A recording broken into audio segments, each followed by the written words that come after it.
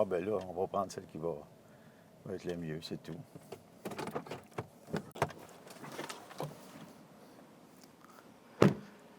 Bonjour, je me présente Maxime Gratton de Semences pour Grains. Je suis directeur de territoire pour l'Ouest du Québec. Ici, nous sommes sur la parcelle de démo 2017 où on y retrouve les semences de votre guide semences 2017 ainsi que celles qui vont être mises en marché en 2018 et celles également qui pourraient avoir le potentiel d'être mises en marché dans les 2 prochaines années. La parcelle a été semée le 23 mai. Vous allez voir, en règle générale, c'est pas mal beau. Puis dans d'excellentes conditions. On y retrouve un lombe argileux. Donc, c'est une belle fenêtre pour faire des comparaisons et évaluer les variétés. Alors, moi, ce que je vous suggère, c'est de venir avec moi, puis de faire votre propre évaluation et de voir de quelle façon elle pourrait être positionnée sur votre ferme et également répondre à votre besoin. Alors, merci, puis venez avec moi, merci. Voilà le Dauphino R2X, qui est une variété Xtend, une variété dans la même plage de maturité que le Maxo R2 que vous connaissez bien. Une variété de 2850 UTM ou 1.2 en maturité relative. C'est une variété qui a été sélectionnée, c'est sûr, pour son rendement à la base. C'est une variété au niveau de la vigueur printanière qui est bonne, qui est dans la bonne moyenne.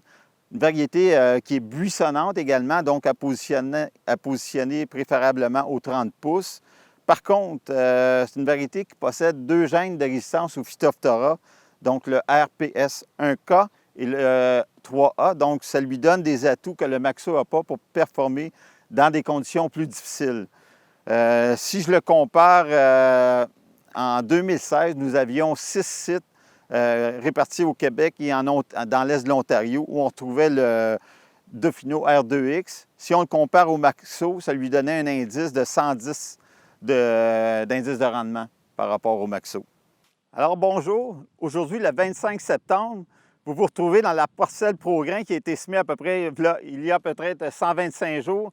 Donc nous avons ici même le Dauphino qui est de même maturité à peu près que le Maxo, comme vous pouvez le voir.